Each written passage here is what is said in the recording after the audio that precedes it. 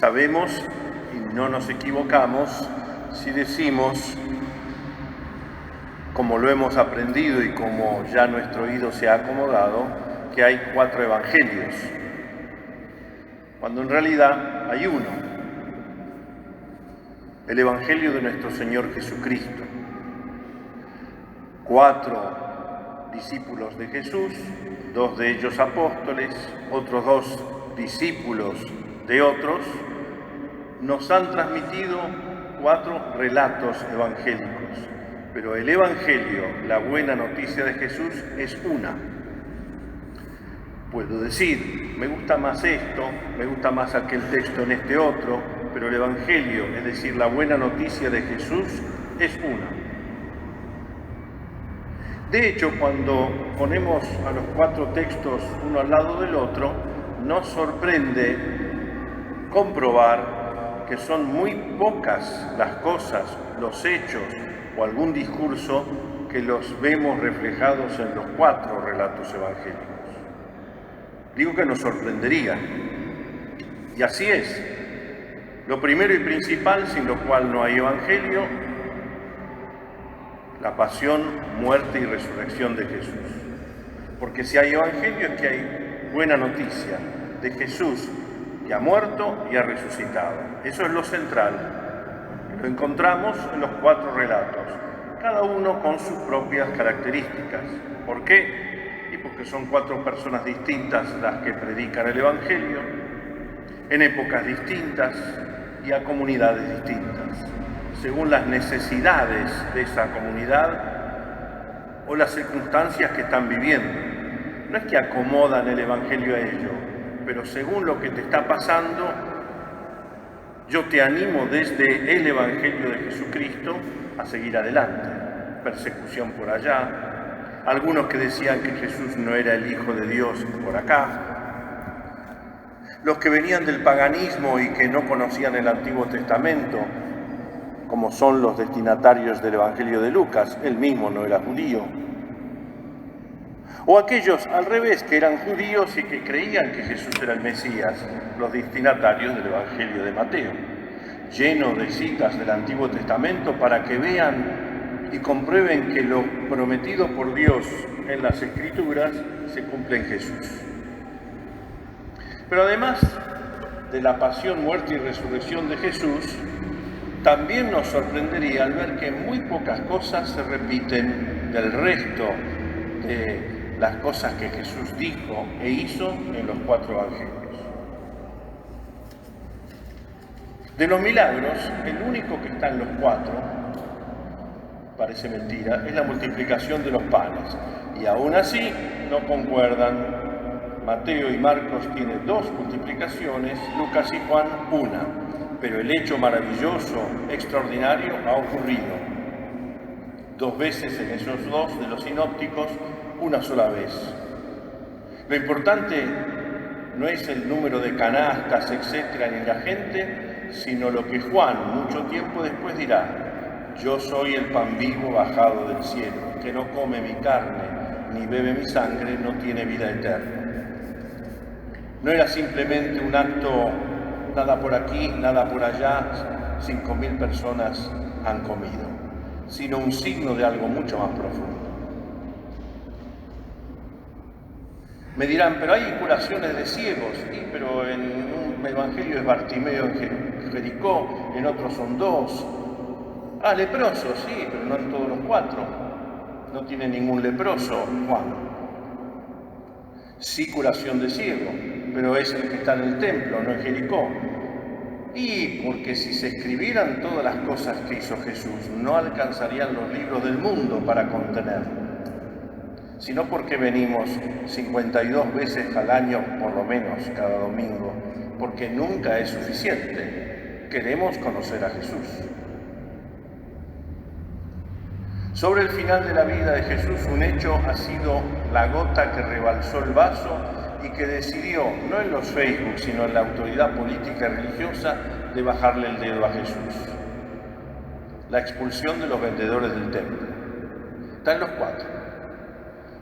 Mateo, Lucas y Marco al final, casi como puerta de entrada a la pasión. deliberaron, este hay que matarlo. Si no, los romanos nos van a echar de nuestro lugar santo, que es el templo. Juan lo pone en el capítulo 2, apenas empezó, porque tiene otro orden teológico.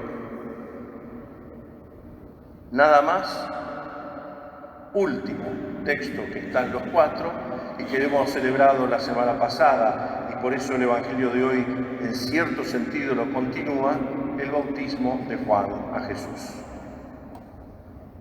Con esto no estoy diciendo que los demás macanean en las cosas. Cada uno recoge según a quién habla, cuándo habla, dónde habla, lo que quiere transmitir de Jesús.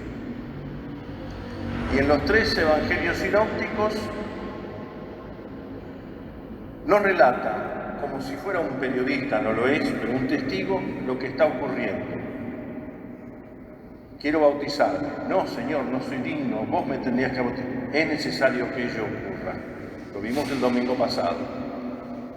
Y se abrió el cielo, se rasgó el cielo, y bajó el Espíritu Santo en forma de paloma, y una voz se oyó que decía, este es mi Hijo muy amado. Hoy el Evangelio de Juan trae el mismo hecho relatado por el testigo directo. Yo mismo he visto al Espíritu bajar como paloma. Es Él. Yo lo bauticé, yo sé lo que ha ocurrido. Y el contenido teológico deja de lado la voz del Padre, pero está diciendo que el Espíritu Santo, que es santificador. Hay algo nuevo. Yo bautizo con agua, purificación, como el sacerdote antes de presentar la ofrenda que se lava las manos, un signo externo de purificación. Pero acá hay algo más, hay el bautismo, no el de Juan a Jesús, sino el nuestro. De ahí comprendemos a Pablo, que en la segunda lectura nos dice, ustedes han sido santificados, les está escribiendo a los cristianos de Corinto, que ya empiezan a portarse mal. Y los amarrea un poco. Quien ama mucho a alguien a veces amarrea para que se despierte. Quien ama mucho a alguien no se pasa la vida pasando la mano por el lomo del amado. A veces tiene que despertar.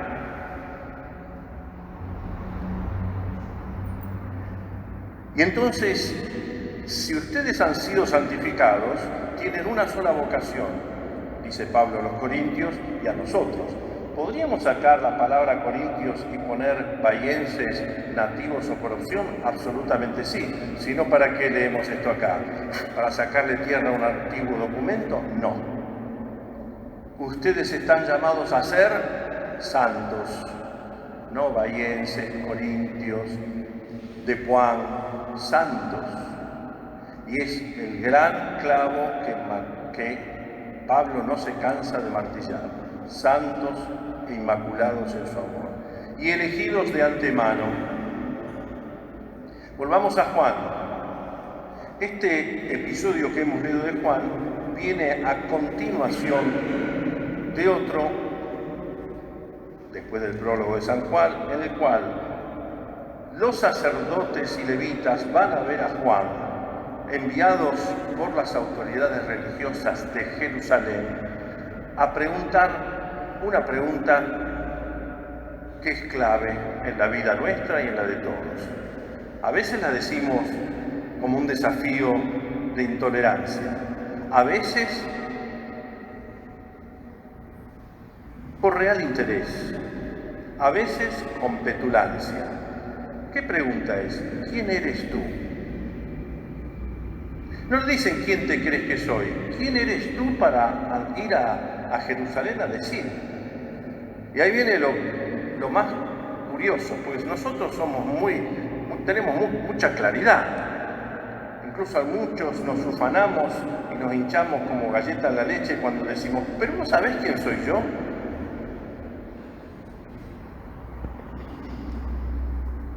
¿Eres el Mesías? No. Parece un juego de preguntas y respuestas. ¿Eres Elías? Estaba dicho que Elías iba a volver antes que viniese el Mesías. como no murió y se lo llevó un carro de fuego, tendrá que volver. No. ¿Eres el profeta, el que iba a anunciar que iba a llegar el Mesías? Tampoco. ¿Quién eres entonces? Yo soy una voz que clama en el desierto. Incluso no dice la voz, esa se la dejamos a Frank Sinatra. Una voz que clama en el desierto. Se van a reír y no es que quiera mirarme en un espejo, pero cuando en mi casa, que éramos varios, nos portamos bien, pero éramos muchos. A veces la madre decía, no pasaba nada. Segunda vez, y la primera vez que aprendí este versículo es que mi madre, soy una voz que clama en el desierto. Y ahí nos acomodábamos un poco. Hoy diríamos en criollo jalcuete que les diga, porque ustedes no cambian, pero eso no decía. Fíjense que inmediatamente en el texto que leemos hoy dice, ese es el Cordero de Dios que quita el pecado del mundo. Ese es. Si yo digo Cordero, leído desde el Antiguo Testamento, me recuerdo el Cordero de la noche de Pascua antes del Éxodo, la liberación, la verdadera liberación. La víctima pascual es un cordero, anticipo del cordero. Lo tienen dibujado por ahí. En un medallón izquierdo. El cordero. Ya el Apocalipsis habla de un libro sellado 7 veces, nadie lo puede abrir, solo el cordero, Jesús. Cordero degollado, porque ha sido sacrificado, Jesús. Este es el Cordero. Y a ustedes esta frase no es del libro cuarto de teología de quinto año. Lo decimos todos los días en la misa. Cuando el celebrante principal, en este caso quien les habla, eleva la hostia ya consagrada y dice, este es el Cordero de Dios que quita el pecado del mundo. ¿Y que respondemos? Un nuevo acto penitencial. Señor, no soy digno de que entres en mi casa. Digo un nuevo acto penitencial porque lo hicimos al principio de la misa. En la elevación, y cuando repetimos 3 veces, Cordero de Dios que quitas el pecado del mundo, Cordero de Dios, etc. Danos la paz. Y también en el Padre Nuestro pedimos perdón, perdona nuestras ofensas. El rito penitencial está al inicio de la misa, pero constantemente nos damos cuenta que tanto la palabra es un don, lo que ofrecemos es un don que nos has dado vos. Te ofrecemos lo que nos diste, perdónanos. Y antes de comulgar, perdónanos. Eso para los que vamos señalando quién debería y quién no debería comulgar. San Pablo dirá, nuestra Pascua Cristo ha sido inmolada.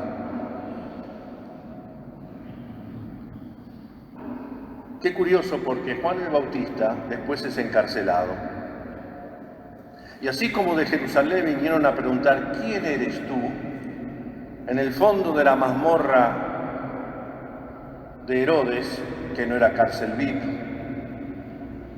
al escuchar las cosas que hacía Jesús de parte de los discípulos de Juan el Bautista, le manda a preguntar de vuelta, pero ahora no es a Juan que le preguntan, sino, ¿eres tú el que ha de venir o debemos esperar a otro?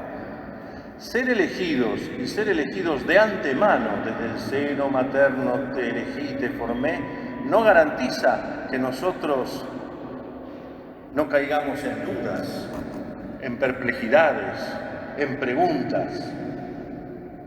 No me refiero al Papa de turno, ni al anterior, ni al anterior, ni al anterior. Al haber vivido algunos años en Roma y no por turismo, por trabajo, les puedo asegurar que las críticas que escuchamos hoy las he escuchado del anterior y del anterior. Porque somos así. Nos encanta el reality show. Donde está en el reality show, cada uno dice su verdad, en un confesionario, cada uno dice lo que se le canta, y perdemos de vista al Señor, que nos ha elegido tanto a ellos sucesores de Pedro, como a mí no Fray Carlos, sino a mí, bautizado para ser santos. ¿Eres tú el que ha de venir? La primera lectura, y ya termino, tú eres mi servidor. Fíjense cuánto yo soy, tú eres, en las lecturas de hoy. Ese Cordero de Dios es anticipado en el Antiguo Testamento como el servidor. Este es.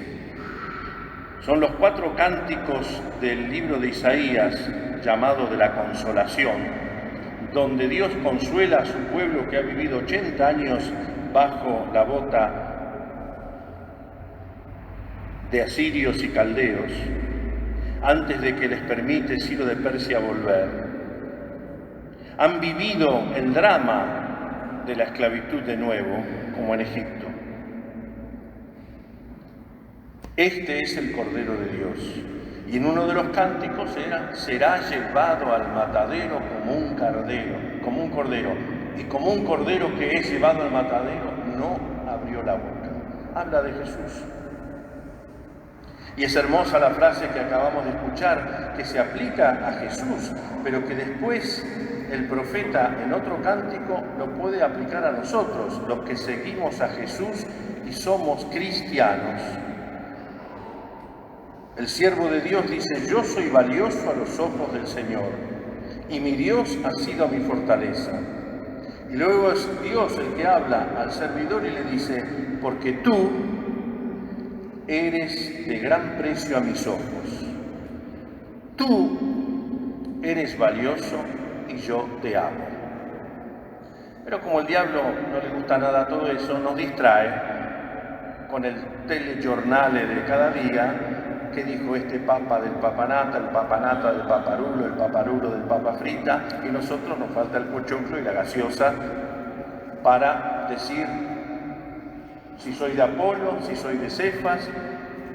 Y nos vendría bien un Pablo enojado que dice: ni de Apolo, ni de Cefas, ni de Saulo, de Cristo. Juan Bautista, lo hemos escuchado en el Adviento, nos hemos alegrado porque él ya se alegra en el seno de su madre, que no podía ser madre como su padre no podía ser padre. Lo imposible para los hombres es posible para Dios. Aquel que tiene conciencia de quién no es, nosotros tenemos conciencia de quiénes somos.